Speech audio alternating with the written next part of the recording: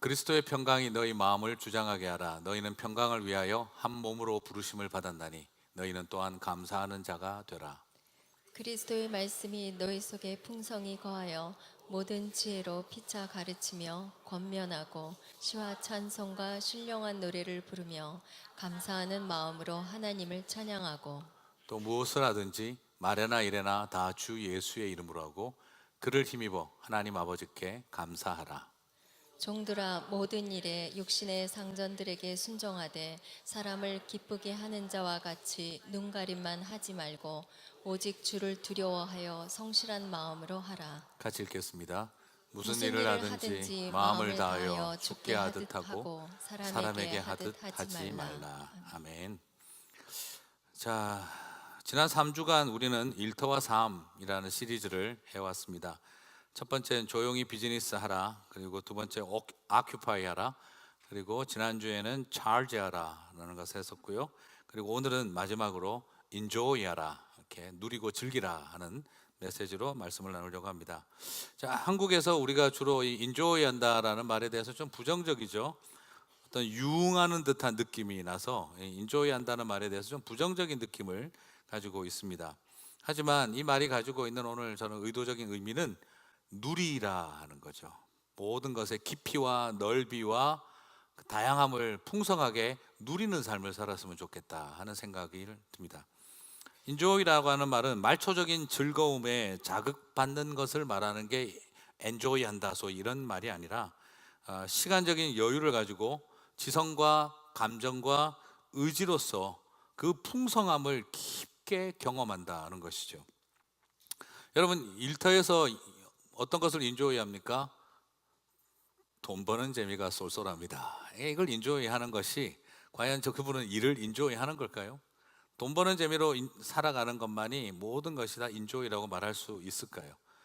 물론 밤새도록 돈 세봤으면 좋겠습니다 하시는 분도 있습니다만 그게 과연 우리의 모든 인조이를 결정하겠느냐는 거죠. 오히려 일을 한다는 것은 바로 그 일터에서 일하는 사람들과 동료들과의 관계와 그리고 거기서 배우는 새로운 일들에 대한 새로운 만남과 배움에 대한 즐거움과 그리고 방문하고 거래하는 그런 거래처와 고객들과의 그냥 단순히 이익과 목적을 위한 만남만이 아니라 인격적인 교제들도 풍성하게 해나갈 수 있는 것들을 다 포함할 때 우리는 참 저분은 일을 인조이 한다라고 말할 수 있을 겁니다. 돈 버는 재미로만 살아가고 있는 사람을 바라보고 일 자체를 인조이하고 있다라고 말하지 않습니다. 우리가 일을 인조이하는 것 같다고 할 때에는 그 이상의 다양한 것들을, 풍성한 것들을 깊게 시간과 여유를 가지고 경험하고 있다는 것을 말한다는 것이죠. 예수님을 영접하고 하나님의 백성이 된다는 것도 마찬가지입니다. 일요일이라고 하는 시간, 1시간 반 동안 예배를 즐긴다는 것으로 과연 우리는 신앙생활을 즐긴다라고 말할 수 있을까요? 교회라고 하는 공간을 가지게 되었고 예배라고 하는 주일에 구별된 시간을 사용하게 되어졌고 그리스도인들이라고 하는 새로운 관계를 만들어졌다라고 하는 뭔가 새로운 것이 나에게 생겼다는 것이 그것만으로 과연 우리는 신앙생활을 인조해야 한다라고 말할 수 있을까요? 교회가 참 시설이 좋네, 예배 시간 1시간 30분 동안 은혜 받았네, 교인들이 참 좋은 사람 만났네. 자, 이것 단순하게 이런 것만 가지고 우리는 신앙생활을 즐기고 있다라고 말할 수 없습니다. 새로운 것도 생기지만 새로운 것이 생겨서 신앙생활이 새로운 게 아닙니다. 좀 지나고 나면 지겨워지면 그러면 항상 새로운 걸 찾아야 되죠. 하지만 새로울 것 없이 늘 당연하게 생각했던 것들이 새롭게 되어지는 일을 경험해야 합니다. 늘 당연하게 생각하던 집에서 쳐다보던 가족들이 새롭게 여겨지게 되는 것이죠. 일터에서 늘 보던 동료들과 고객들이 오늘 전혀 다른 새로운 모습으로 나에게 다가오기 시작을 해야 합니다. 인생을 즐기는 방법이 새로워지고 인생의 고통과 아픔에 대한 나의 태도가 새로워지기 시작을 하고 갈등과 분쟁에 대해서 내가 보여왔던 삶의 태도와 전혀 다른 태도로 새로워지게 되어지는 경험이 일어나고 돈을 사용하는 목적과 돈을 사용하는 방법이 새로워지는 것을 경험해야 하는 것입니다. 우리가 소위 말해서 신앙생활을 함으로써 우리의 삶에 풍성함이 주어지는 것은 기독교와 관련되어진 새로운 시간과 공간과 관계가 만들어졌기 때문에 그것이 새로운 것이 아니라 늘 뻔하게 생각해오고 살아왔던 옛 일터와 옛 가정과 나의 평범하게 그지없는 내 일상에 대한 것이 새롭게 되어지는 일이 일어날 때 그분의 신앙은 우리 전체를 인조이하고 있다라고 말할 수 있다는 것이죠. 사랑하는 성도 여러분, 늘 하던 직장일과 직장에서 보내는 시간과 일터의 사람들이 전혀 나에게 달라진 게 없다고 한다면 우리의 신앙은 정말 거기 새롭게 됨의 역사가 없다고 한다면 그냥 우리는 신앙의 한쪽밖에 모르는 것과 같은 것입니다. 신앙은 우리들에게 brand new라고 할 수 있는 전혀 새로운 제품과 같은 것을 우리에게 경험하기도 하지만 우리의 삶의 구닥다리 같은 것들을 리뉴얼 시키는 경험의 자리로 우리를 이끌어가기도 한다는 것입니다. 그 모든 것들이 다 이루어졌었을 때 저분은 참 신앙생활을 인조이 하는구나 라고 말할 수 있지 않겠습니까? 제가 오늘 이런 이야기를 드리는 이야기는 오늘 골로새서 이야기를 통해 주님이 우리가 어디까지 새로워지기를 원하는지를 한번 좀 살펴봤으면 좋겠습니다. 골로새서는 1장에서 2장 사이에는 1장과 2장에는 그 구원론에 대한 도리와 교리에 대한 가르침을 가르쳐주고 있습니다. 그리고 3장에서부터는 새 사람을 입은 삶을 살아야 한다는 이야기, 삶의 이야기를 하고 있습니다. 바울은 믿음만 강조하고 있는 게 아니라 삶에 대한 강조를 굉장히 많이 하고 있습니다. 올해 초에는 제가 3장 14절까지 다룬 적이 있는데요, 오늘 간단하게 한번 요약하고 넘어가겠습니다. 기억하셔도 좋고 잊어버리시면 더 감사하고, 그런 마음으로 3장 14절까지 간단하게 정리를 해보겠습니다. 죽여야 할 것과 벗어야 할 것이 있다. 오늘 3장 14절까지는 죽여야 할 것이 있고 벗어버려야 할 것들이 있다는 거죠. 자, 먼저 골로새서 3장 5절 같이 한번 읽어보겠습니다. 땅에 있는 지체를 죽이라. 곧 음란과 부정과 사욕과 악한 정욕과 탐심이니. 땅에 있는 지체를 죽이라만 보면 당황스럽죠.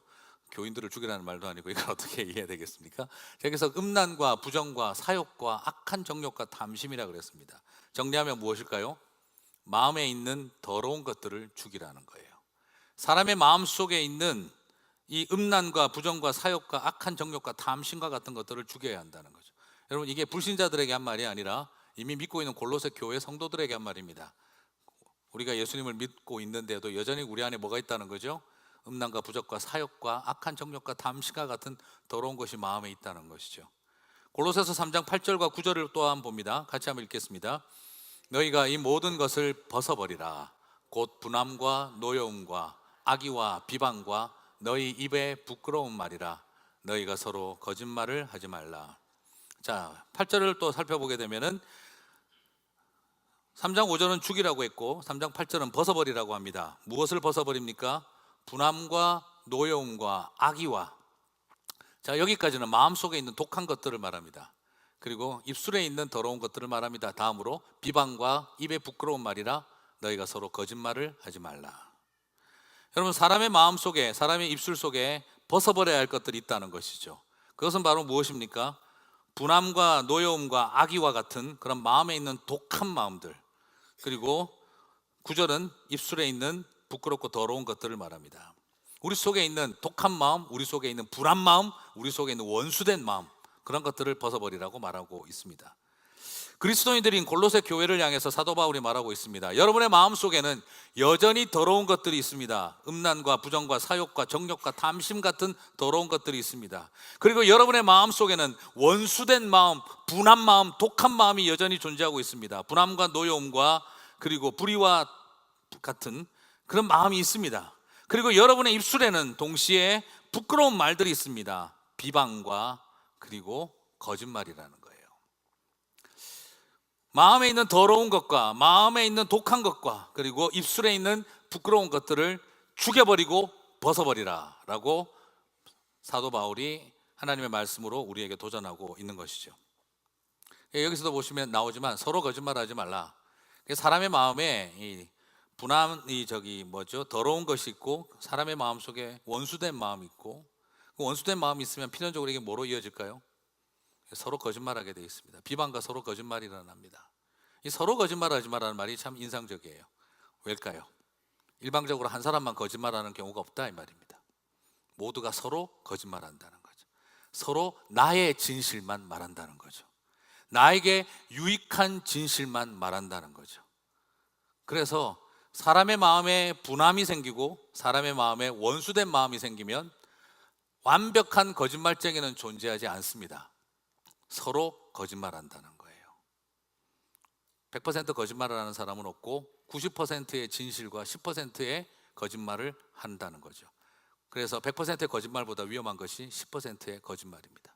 근데 사람은 바로 나에게 있어서의 진실만 말한다는 거죠. 그것을 사도 바울은 말하고 있습니다. 서로 거짓말하지 말라. 우리에게 가장 위험한 것은 내 마음에 있는 더러운 것과 내 마음에 있는 독한 것과 그리고 입술에 있는 부끄러운 것들을 우리는 죽여버리고 벗어야 한다라는 것이죠. 그러나 사도 바울은 죽이고 버리는 것만으로 충분하지 않다라고 말합니다. 그 다음으로 말하는 것은 새 옷을 입고 새 사람을 입으라 라고 말하고 있어요. 10절에서 너희는 그리스도 안에서 새 사람을 입으라 라고 말하고 난 다음에, 새 사람을 입으라고 한 다음에 여러분 그 다음 나온 거 뭘까요? 내가 예수 그리스도로 새 사람을 입으면 우리는 어떤 사람이 될까요? 훌륭한 기독교인, 훌륭한 신앙인, 훌륭한 종교인, 하나님에게 더 헌신된 사람, 우리는 그런 쪽으로 갈 것이라고 기대하는데 11절은 전혀 예상치 못한 방향으로 나아가고 있습니다. 같이 한번 읽어보겠습니다.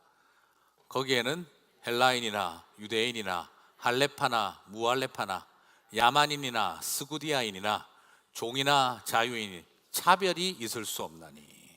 새 사람을 입으라 라고 10절에서 딱 선포하고 난 다음에 사도 바울은 새 사람을 입으라 라고 하고 난 다음 새 사람을 입은 곳에서는 뭐가 일어난다는 거죠? 차별이 있을 수가 없다라고 이야기해요. 사회적 차별.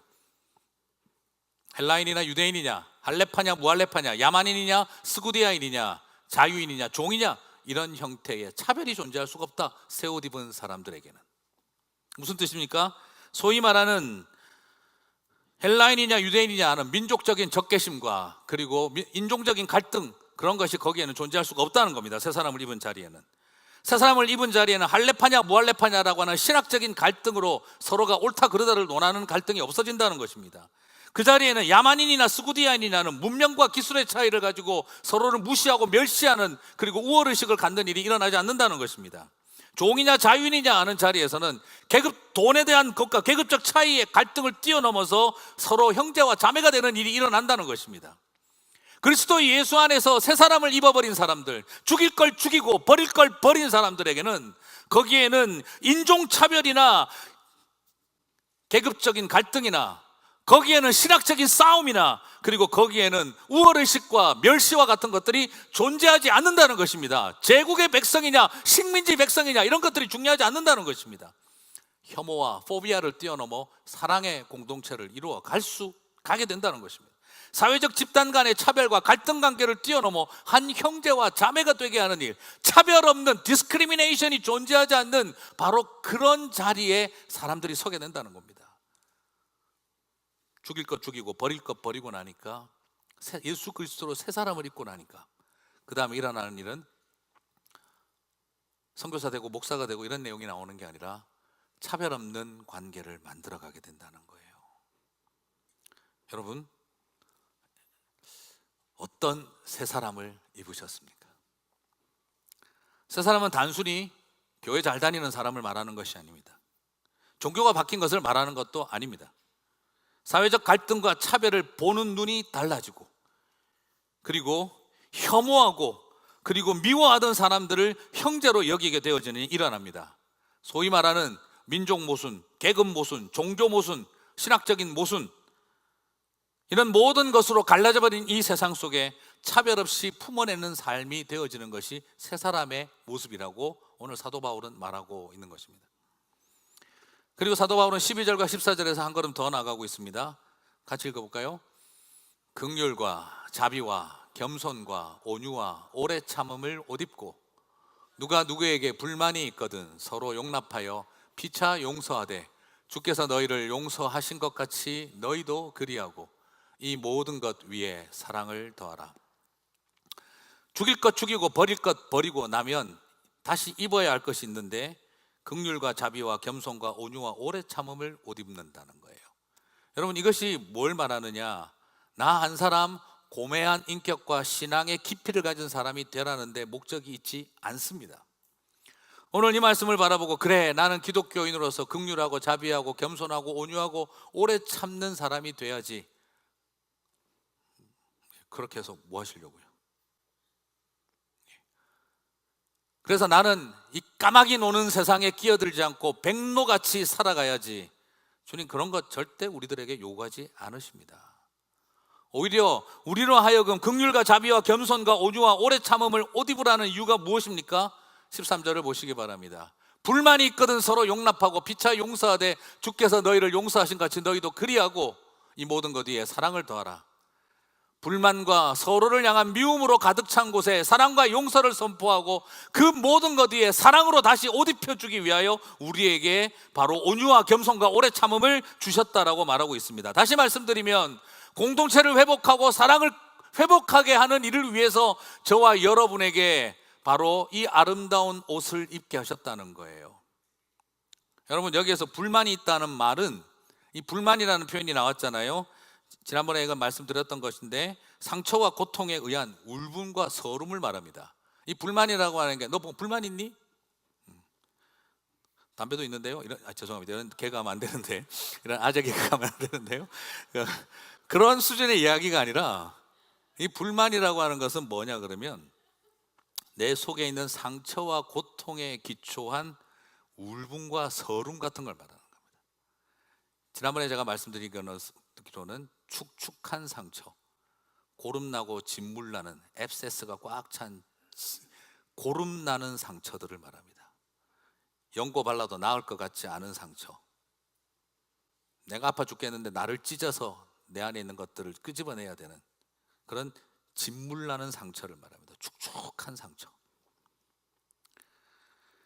정말 어떻게 하기 힘든 것들에 대한 것이 이 불만이라는 단어를 말합니다. 여러분, 그걸 어떻게 하라는 거죠? 그 흐르는 피고름을 끌어안아 주라고 깨끗한 옷을 주셨다는 거예요.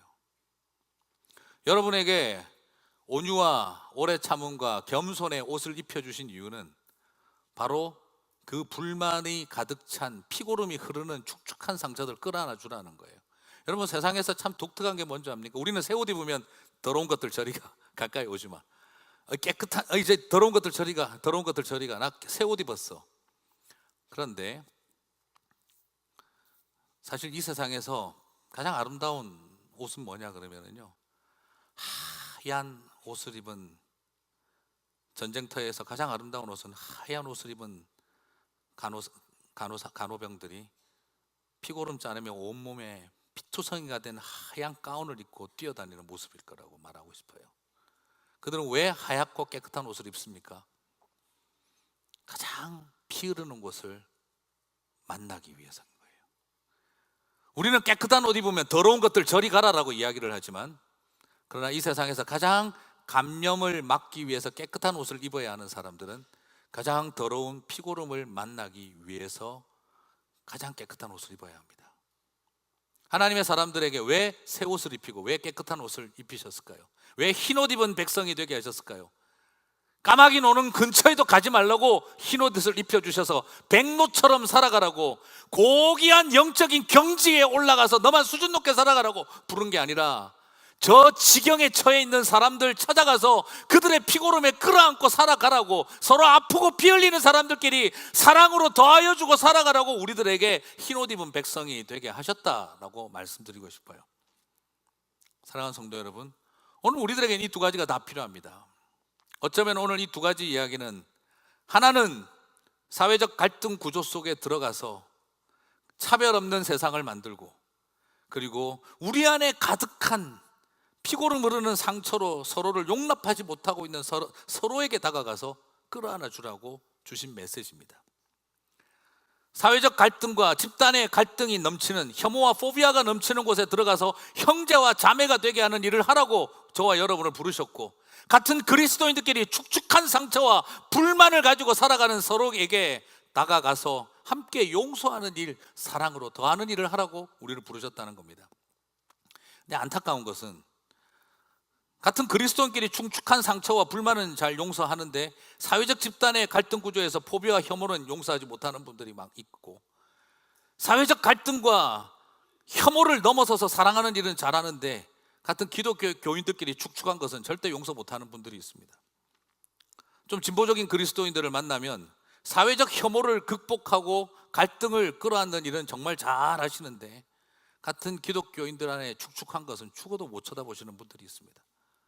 좀 보수적인 기독교인들을 만나보면 같은 기독교인들끼리 좀 축축한 상처들은 잘 끌어안고 용서하고 이해하고 품고 가는데 바깥 세상의 사회적 갈등은 끊임없는 혐오로 외치고 살아가시는 분들도 있습니다. 왜 우리는 이 양극단이 존재하고 있는 걸까요?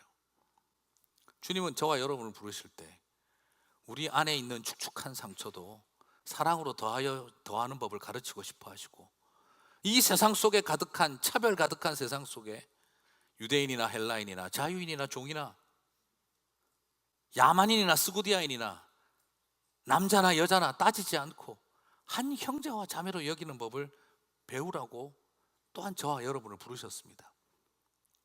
죽여야 할 것 죽이고 벗어야 할 것 벗어버리고 나면 입어야 할 옷 입고 새 사람의 삶이 일어나야 하는 것이죠.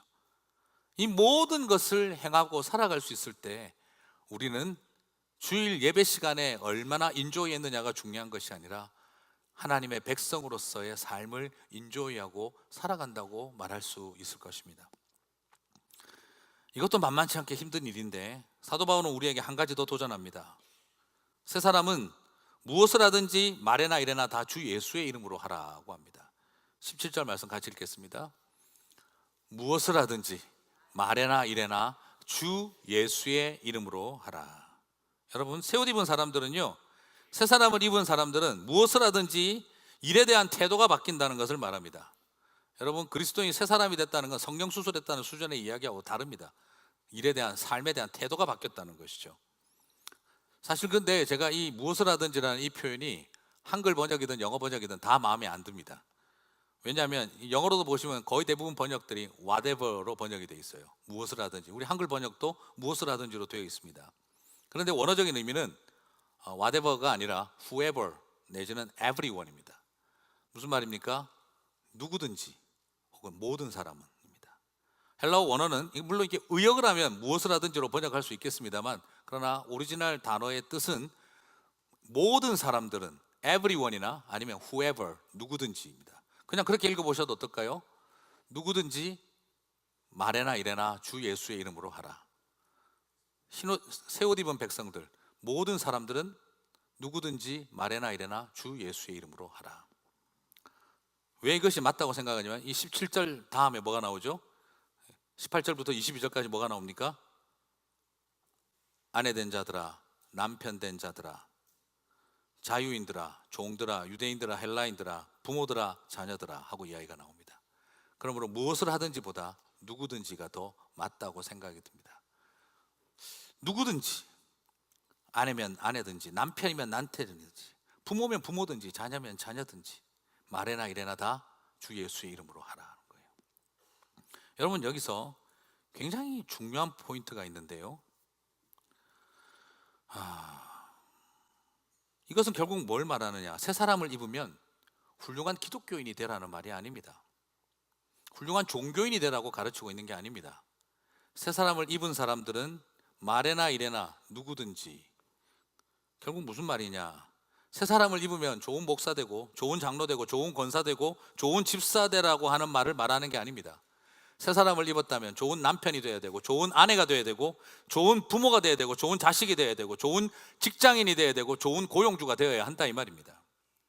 다시 말씀드리면 아내를 괴롭히지 않는 남편이 되어야 하고 순종하는 아내가 되어야 하고, 그리고 자녀를 노엽게 하지 않는 부모가 되어야 하고 순종하는 자녀가 되어야 하고, 육신의 상전에게 순종하고 눈가림을 하지 않는 종이 되어야 하고, 공갈과 협박을 그치고 형제로서 종을 사랑하는 고용주가 되어야 한다라고 가르치고 있습니다.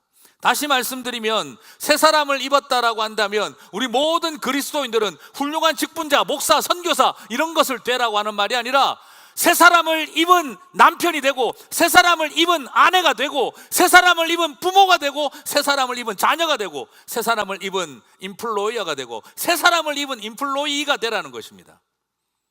다시 말씀드리면 오늘 이 이야기 속에는 우리로 하여금 이 신앙은 우리를 남다른 종교인으로 만드는 게 아니라 구별된 생활인이 되게 하는 일에 우리에게 새 사람을 입힌 목적이 있다는 것을 발견하게 되는 것이죠. 새로운 기독교인이 되는 데 관심을 갖지 마시고 새로워진 생활인이 되는 일을 우리들에게 도전하고 있다는 것을 발견하게 됩니다. 우리는 자꾸 기독교인 하면 간사님, 권사님, 목사님, 장로님, 집사님 하는 새로운 호칭이 마치 나를 새 사람을 만드는 것처럼 알고 있지만요, 그러나 오늘 성경이 우리들에게 보여주고 있는 것은 좋은 여보 되고 좋은 아빠 되고 좋은 엄마 되고 좋은 자식 되고 좋은 사장님 되고 좋은 대리님 되라, 이 말인 것입니다. 오늘 우리에게 주고 있는 도전은 가장 바로 심플하게 이것입니다. 그러므로 무엇을 하든지가 아니라 누구든지 말해나 이래나 주 예수의 이름으로 하라는 거예요. 말을 하든 행동을 하든 주 예수의 이름으로 행동하라는 것입니다. 사랑하는 성도 여러분, 오늘 이것이 저와 여러분에게 주는 도전은 훨씬 더 깊은 줄 믿습니다. 무슨 일이 중요한 게 아니라 나라고 하는 존재가 바뀌어야 한다는 것입니다. 그게 새 사람입니다. 더 감사한 것은, 감사한지 더 힘든 것인지 모르겠지만 23절입니다. 무슨 일을 하든지 마음을 다하여 죽게 하듯 하고 사람에게 하듯 하지 말라. 새 사람을 입으면 어떻게 되나요? 여기서도 무슨 일을 하든지라고 되어 있는데요, 이거는 번역이 둘 다가 돼요. 무슨 일을 하든지라고 해도 되고 누구든지라고 해도 돼요. 둘 다가 돼요. 근데 저는 생각에 이것도 누구든지가 더 좋은 것 같아요. 누구든지 마음을 다하여 죽게 하듯 하고 사람에게 하듯 하지 말라. 일보다 더 중요한 것은 기독교인이라면 누구든지, 혹은 상대적으로 본다면 상대가 누구든지 간에 마음을 다하여 죽게 하듯 하고 사람에게 하듯 하지 마라. 네, 왜 그렇게 생각을 하냐 그러면 앞에까지 있었던 내용도 그렇고, 그리고 전체적으로 볼 때는 그게 더 좋은 것 같다 싶어요. 물론 뭐 저 같은 사람이 이런 말 해봐야 성경 번역을 다시 바꿔줄 리는 없지만, 그냥 뭐 이런 걸 제가 말하는 이유는 나름 공부 좀 했다 뭐 이렇게 참고로 해주시면 되겠습니다. 애쓰고 있다, 애쓰고 있다, 그 정도로 생각해 주시면 되겠어요. 자, 여기서 중요한 포인트가 있습니다. 주 예수의 이름으로 말하고 행동하라 라고 이야기를 했는데, 이제는 한마디 더 하고 있습니다. 주 예수의 이름으로 말하고 행동하는 것을 뛰어넘어서 타인들을 주님 보듯이 해라는 거예요.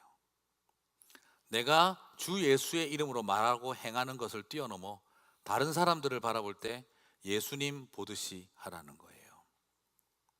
여러분, 우리가 작게 하나 알고 있는 것이, 예수 믿으면 나를 존귀하게 여겨주신다, 셀프 에스팀이 높아진다, 나의 존귀함을 발견하고 자존감이 높아진다, 내가 스페셜하다라고 생각하게 된다, 좋은 거예요. 그러나 거기서 멈추지 않습니다. 신앙의 가르침은 하나 더 뛰어넘습니다. 내가 존귀해지는 것이 신앙이 주는 유익이 아니라 남들을 주님처럼 보게 되는 눈이 생기게 되는 거예요. 다른 사람들이 달라집니다. 예수 믿고 나면 내가 달라지는 게 아니라 타인들이 달라집니다. 내 눈에 콩깍지가 씌이는 겁니다. 다른 사람들이 예수님처럼 보이게 됩니다. 신앙을 가지게 되면 가장 놀라운 것은 우리 인생에 보이지 않는 주인을 갖게 되는 거고요, 그리고 내 인생에 내 눈앞에 보이던 그 평범하고 아무것도 아닌 것처럼 여겨졌던 사람들이 다 예수님 같이 보이기 시작한다는 거예요. 그냥 내 눈에 볼 때는 종놈인데 어느 순간부터 예수님 같이 보인다는 거예요. 내 눈에 보기에는 그냥 내 윗사람인 상전인데 이젠 그가 단지 상전이 아니라 예수님 보이듯이 보인다, 이 말이에요. 그냥 늘 바라볼 때마다 사철 발벗은 못난 아내처럼 보였는데 그냥 나에게 예수님 같이 보인다, 이거예요. 늘 양말도 하나 제대로 벗어서 집어넣지 못하는 정말 철딱서니 같은 아들처럼 보인 남편이었는데 어느 순간부터 예수님 같이 보인다는 거예요. 물론 평소에도 늘 예수님 같은 아내를 모시고 사는 분도 있습니다. 물론 늘 평생 주님 같은 남편을 모시고 사는 분도 있어요. 그런데 전혀 다른 관점으로 새롭게 다가오고 보이게 된다는 거죠. 물론 이것도 여러분 남용하시면 안 돼요. 제가 싸우는 분 봤어요. 내가 당신을 주님 대하듯이 했다고 네가 예수님인 줄 알아? 그러면서 싸우시는 분을, 착각하지 마 이렇게 하면서 싸우시는 분들을 제가 본 적이 있어요. 그리고 이것도 조심하실 게 또 함정이 있어요. 제가 이건 여러 번 말씀드렸는데, 제가 군대 갈 때 주님 고참 보기를 예수님 보듯 하고 가겠나이다. 우리 고참은 예수님과 동기동창이다, 아멘 하고 갔어요. 근데 사탄 원수마귀 같이 보이더라고요. 주님, 이게 웬일입니까? 내가 죽게 하듯 하겠나이다 하고 갔는데 왜 이 모양일까요? 그때 주님 저에게 귀한 도전을 해주셨어요. 그래, 죽게 하듯 하니 그 모양이지. 네가 나한테 굉장히 잘했나 보다. 그때 주님 저에게 하신 말씀이 그거였습니다. 자매한테 하듯 조금만 해봐라. 고객에게 하듯이 한 번만 해봐라. 네가 나한테. 굉장히 그 충격이었거든요. 오늘 여기에서 우리에게 보여주고 있는 이 메시지의 의도는 무엇입니까? 다른 사람 보기를 예수님 보듯이 하라. 죽게 하듯 예배하듯 사람에게 대하라. 예배를 드리듯 아랫사람을 대하라. 주님께 예배하듯 윗사람을 대하라. 주님께 예배하듯 남편을 대하고 주님께 예배하듯 자녀를 대하고. 오늘 우리들에게 그 도전을 하고 있는 겁니다. 오늘 우리가 불렀던 찬양처럼 나는 주님을 예배하는 예배자입니다. 내가 서 있는 곳 그곳에서 주님을 예배하듯 사람들을 섬긴다는 것입니다. 사랑하는 성도 여러분, 예배와 가정생활이 통합된다는 겁니다. 예배와 직장생활이 통합되고 예배와 부부생활이 같아진다는 것입니다. 그게 바로 사람에게 하듯 하지 말고 주께 하듯 하라의 메시지가 담고 있는 의미입니다. 일상이 예배가 되고 일상의 사람들을 예수님처럼 대하게 된다는 것입니다. 예배하듯이 일한다는 것입니다. 내가 새로워지기 때문에 남들이 새롭게 되는 일이 일어난다는 것이죠. 이게 바로 우리의 삶 속에 새롭게 됨이 일어난다는 의미를 말하는 것입니다. 당연히 그 사람이 달라지지 않았습니다. 아랫사람이 바뀌어진 것도 없습니다. 사장님이 변한 것도 하나도 없습니다. 하지만 그 인간도 달라진 게 없습니다. 그러나 내가 그들을 예수님 보듯 하겠다는 것입니다. 그것이 바로 새로움을 인조이하는 삶이라고 말씀드리고 싶습니다. 신앙은 그저 나를 교회 다니는 기독교인 만드는 것이 아니라 달라질 것 없는 일상의 관계들을 전혀 다르게 예배하듯이 주님 보듯이 보게 만드는 힘을 갖고 있는 것입니다. 그러므로 부탁드리고 싶습니다. 교회라고 하는 공간, 예배라고 하는 시간, 교인들이라고 하는 관계에만 갇혀 있지 마시고 집과 일터라고 하는 하나도 달라질 것 없는 시간과 공간 속에서 주님과 동행하고 예배하는 삶이 되시는 저와 여러분이 되시기를 바랍니다. 그럴 때 우리는 하나님 나라의 백성으로서의 넓이와 깊이와 부요함을 인조이하는 삶을 살아간다라고 말할 수 있는 것입니다. 새 사람이 되면 내 인생에 신이 달라지고 내가 달라지고 타인까지 달라집니다. 이 세 가지가 다 달라지는 새로워짐이 있을 때 우리는 인조이한다라고 말할 수 있을 거라고 생각을 해봅니다. 저는 오랫동안 어떻게 하면 이 교회가 새로워질 수 있을까, 교회가 새로워질 수 있을까를 많이 고민했습니다.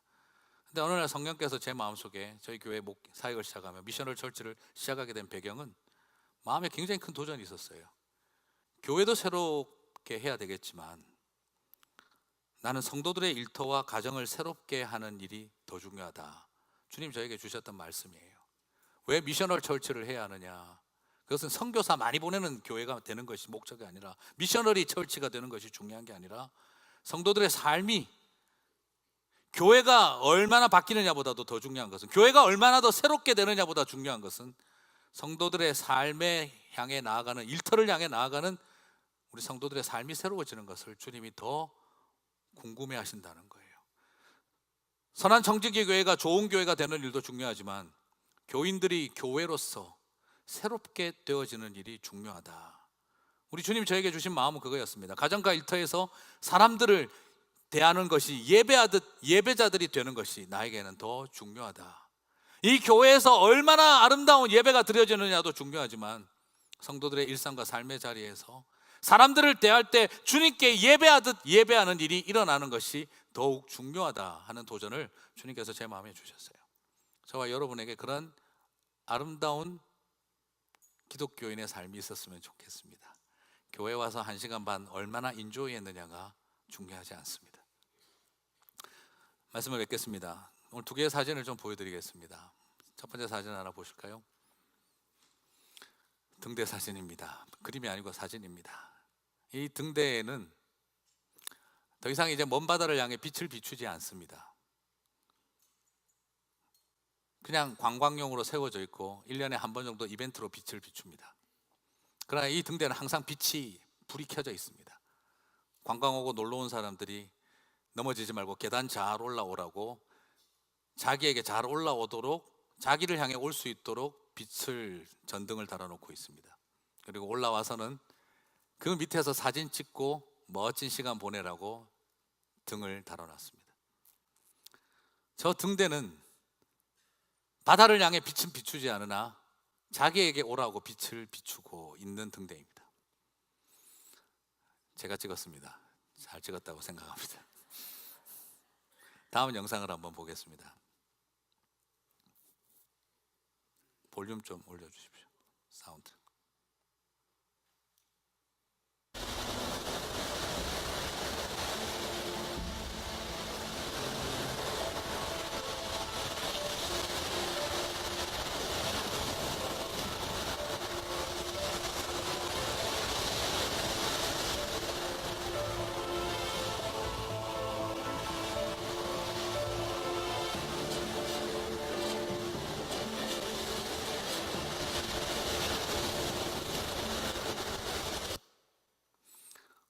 저 등대의 모습은 제가 찍은 것보다 훨씬 멋있습니다.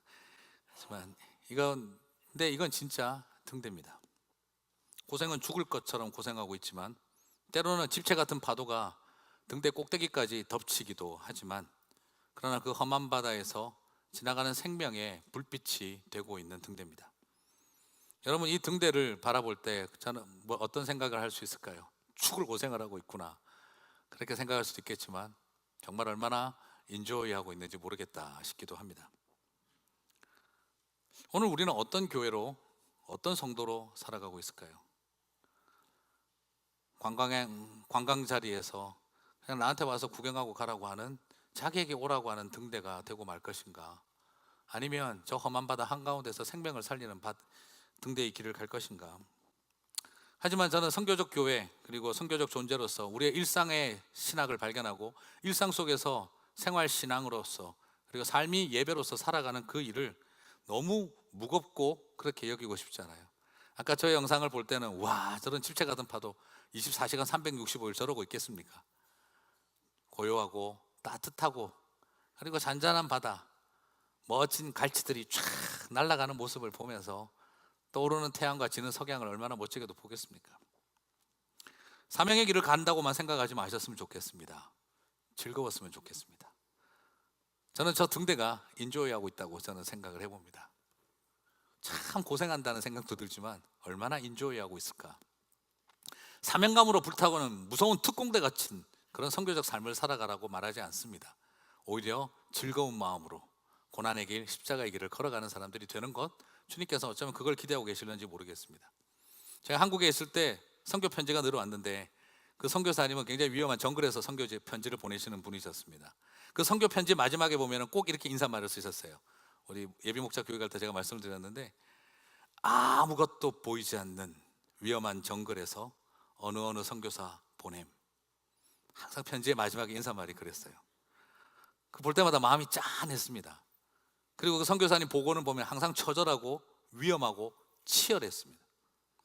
그런데 어느 날부터 선교사님 편지가 내용이 바뀌기 시작했습니다. 부드러워지고 따뜻해지기 시작을 했습니다. 그리고 나서 인사말이 바뀌더라고요. 아름다운 숲속 마을에서 선교사 누구누구 보냄. 그전에는 선교 편지에 정글의 위험과 사람들의 적대감과 복음에 대한 거부감과 자신을 향한 위협을, 그 속에서 금식하고 눈물을 흘리면서 기도하고 있다는 내용이 항상 그 선교 편지에 많았습니다. 그런데 어느 순간부터 그 편지에는 마을 사람들과 함께 밥 먹은 이야기, 어린아이들과 춤추며 뛰어놀았던 이야기, 그리고 아침에 정글의 아름다움의 이야기, 그리고 정글에서 들려오는 새소리의 아름다운 이야기를 담기 시작을 하셨습니다. 그리고 나서 그 선교사님의 편지는 바뀐 겁니다. 아무것도 보이지 않는 위험한 정글에서가 아름다운 숲속 마을에서 선교사 보냄으로 바뀐 것이죠. 나중에 그 선교사님 만났을 때 제가 물어봤습니다. 예, 인사말이 바뀌셨습니까? 처음에는 내가 이 죽을 고생을 하고 있다는 걸 니네들이 아냐? 그런 마음으로 편지를 썼다는 거예요. 근데 나중에는 바뀌셨다는 거예요. 이 행복한 삶이 부러워 죽겠지? 그걸 보여주고 싶었다는 거예요. 사랑하는 성도 여러분, 정글의 위협은 여전하고 사람들은 여전히 적대적이고, 그리고 여전히 정글은 위험했습니다. 하지만 선교사님은 이제 아름다운 숲속 마을이라고 쓸 수 있었다는 거죠. 이제 그분은 정말 인조이하고 있었던 것이죠. 우리 일상도 정글이지 않습니까? 살다 보면 언제 코 베어갈지, 언제 등 뒤에 와서 칼을 꼽을지, 언제 웃으면서 다가와서 가슴에 도끼를 찍고 갈지 알 수가 없는 게 우리의 일상입니다. 하지만 우리는 그 속에서 또 다른 가치와 의미를 섬기면서 찾아갈 수 있을 거라고 믿습니다. 일터의 치열함도 있지만 우리의 아름다움도 충분히 누릴 수 있는 인조이의 이야기가 우리 가운데 쓰여질 수 있을 거라고 믿습니다. 그렇게 훈련되고 준비되시기를 바랍니다. 사명감에 불타면서 너무 처절하게 나가지 마십시오. 아름다운 숲속 마을을 향해서 즐거운 마음으로 우리 주님 걸어가신 그 길을 따라가셔도 좋을 것 같습니다. 그 마음으로 나아가서 내 삶의 자리를 인조이하며 살아가셔서 그렇게 하나님의 백성의 풍성함과 부유함과 넓이와 깊이를 경험하고 살아가는 저와 여러분이 되시기를 주님의 이름으로 축복합니다.